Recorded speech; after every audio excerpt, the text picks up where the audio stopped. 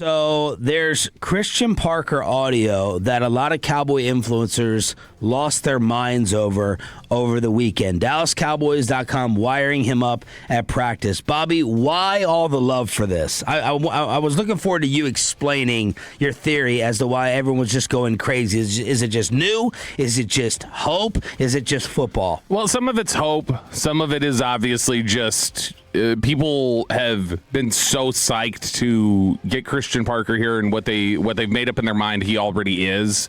And so I think being able to hear it mic'd up and being able to see him connecting with players, I think there's a lot of stuff in here that's really encouraging. And if you've ever been out to a practice before and seen the way coaches coach, a lot of times it can be very wooden, or it's loud and it's very drill sergeant like. Yeah. And I think the reason why it excited a lot of people was seeing connection, specifically the way Downs takes to coaching, the way that he and Downs interact, the way that he's talking to other players, the way that he seems to relate to them and have that energy. I grabbed two clips that I wanted to get for radio purposes. It's best to watch it. Go and watch the drills and the action and the coaching and the teaching. Here's part one. They got me wired up so I can't talk the way I want to talk to him. I'll say that for later. I was in the trenches with this guy. I was there when he got baptized the first time coming in the league. 21 draft class. Not saying you got folded. No, I'm saying getting introduced, indoctrinated. Came here, was dragging. You built different, dog. Built different. We're from Carolina, man. You just speak clean and use your length. Use your length. Boom. You don't have to have, boom, boom. There you go. 34-inch arms to use your length. You just got to have timing to strike. Just like you boxing, before it gets really up here, you're going to throw that check, you're going to throw that jab to keep him off you, right? Yeah. So it's the same thing. If I'm pressed and he goes, like he starts dancing, I'm just going to throw it. If we're just trying to just mirror with our hands behind our back the whole time, we're at their mercy. You know what I'm saying? He knows where the ball's going. You got to use your feet, which you got good feet, but you don't want to have to use only that. Use your weapons. Yeah. Perfect. Exactly.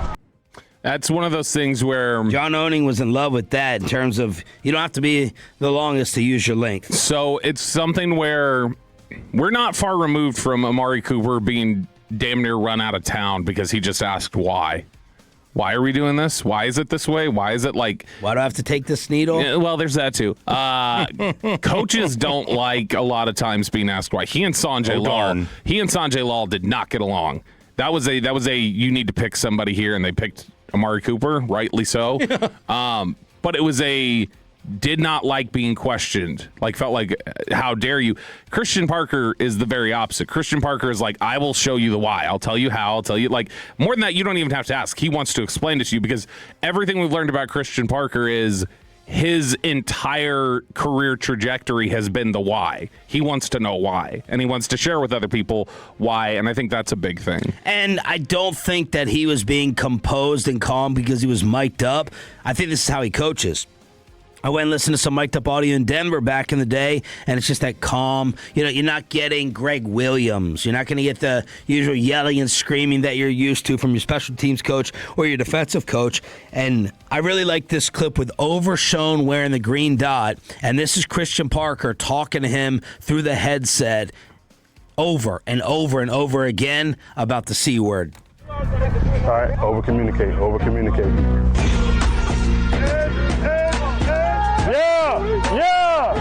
Yeah. Hey, you made a play on that screen? Okay. Yeah. Okay. Right there. Catch the up. You know what I'm saying? Hey, over-communicate right here. Over-communicate.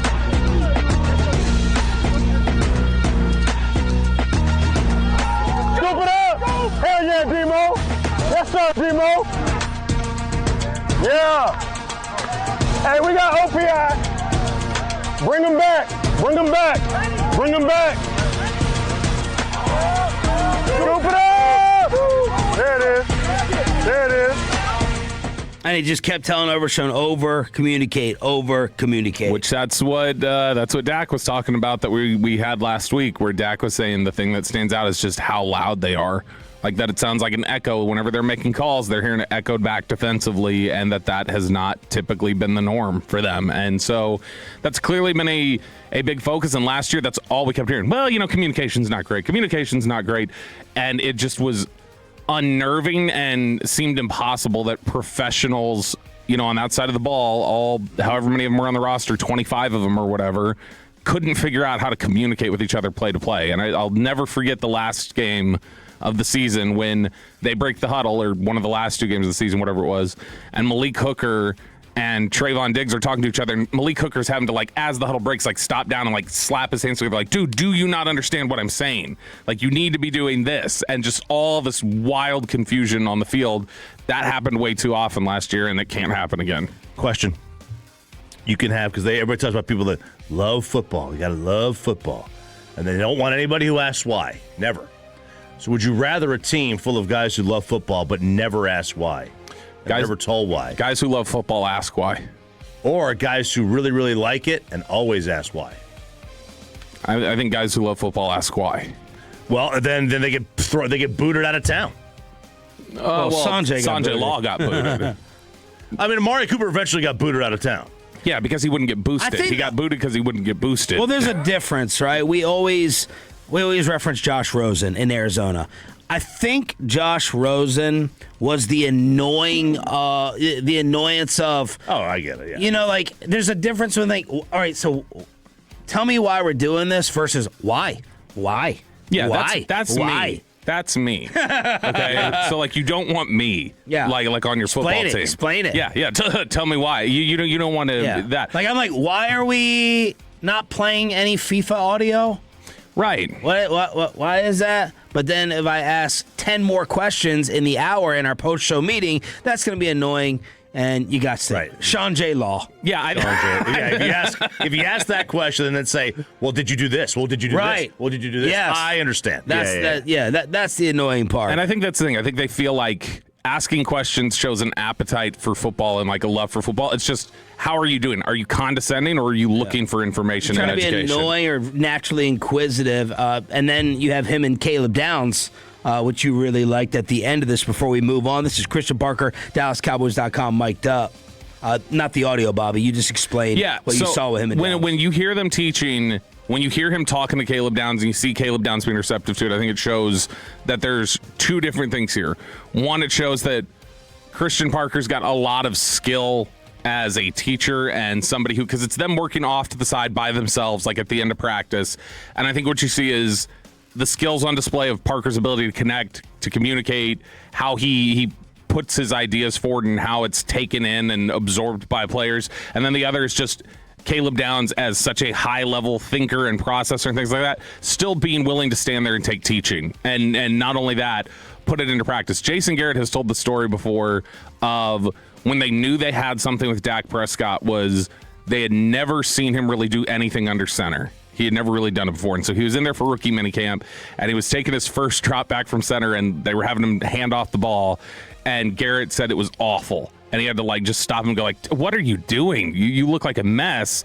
And he explained it to him, and he goes, well, then the next one was a little better. It's okay, all right, well, here, do this. He's the next one was a little better. The next one, and he's by the end of practice, it wasn't an issue anymore. And he's and it made us think, oh, this is somebody who you can teach. And I think they feel that way about Caleb Downs, too. This week is mandatory minicamp, and Nick Harris made a 9-hour drive to try to get the answer. He did. He went to Corpus Christi for a George Pickens youth camp and set social media a little ablaze on Friday, where he had walked up to George Pickens and said, hey, how's the camp? Asked him a couple questions. And then he quickly saw the PR person storming across the field. And he goes, you going to be at minicamp on Tuesday next week? And George Pickens responds with, because I heard the audio. I was allowed to hear the audio. But he goes, and he just kind of holds this out for a sec until the PR person comes and goes, we're not doing this now. We're not doing this now. And so cuts him off. Didn't get an answer. Any connection to Corpus? I don't know. I don't know if that's just that's where pro camps wanted to send him or who he was working with or whatever, but he did it. And it was hard to tell if that was an should I answer this? Or if it was an I don't know if I'm going to be there or not. So now it's introduced. I'll tell you this. Shoddy talking about it last week compared to the week before sounded like a hedge. Yeah. It sounded like he was a little less certain that George Pickens was going to be here this week. Expects him there, but whether he's there or not. No, he's hoping. Yeah, now it's hope. That's hope. Yeah, which hope can work. It won an entire election in 2008. Yeah, but Sean Hummer tried to say that hope and expect are the same, and they are not. So that was Shoddy. They are not. That was Shoddy getting caught at his presser a little bit. They're two very wildly different explanations of expectations. And then awful story as the news came out that Aldon Smith passed away at the age of 36. Yes, and the story behind it is even more crazy. So, obviously, the death is what obviously tragic, and then you go back and you look at what a great player he was and the rocket ship trajectory that he was on the first couple of years of his career. His second game ever, I had to go back and look at this. That was the Jesse Holley game, and you and I remember we were doing pregame. We were out at a bar. I can't remember what bar it was, doing that game, and just that we were surprised that San Fran was even coming close to competing with the Cowboys that day, because San Fran had been bad for a couple years at that point, and they went on to have a really good year, and he was a big part of that defense. Yeah, he had a Hall of Fame start. Yeah, but the last act before his passing, he delivered a pizza to a charity that feeds the homeless. 10 pizzas. Yeah, so he delivers a pizza to the charity that feeds the homeless, and he was with both the charity's co-founder and friend Amir Shirazi, who was with him on Saturday to make the delivery. So what happened is that he went inside. So they bring Shirazi home. He steps out of the truck. He goes inside. He comes back out, and he finds him slumped over. And he does not believe that it was foul play. He says it looks like natural cause. That's what Shirazi initially told the police. This is very strange. One of the most naturally gifted, impossible to block players I've ever seen, and was not ready for life in the NFL, and was not properly prepared, and it swallowed him up really fast. And it's a devastating story. Everybody who knew him would talk about, man, he just needed help, and he didn't get the guidance he needed early on, and it ate him up. Aldon Smith passing away at the age of 36. There's audio from him at a barbershop a short time ago saying that it was a rough week, and he was kind of going through it. So terrible news over the weekend about the former Dallas Cowboy.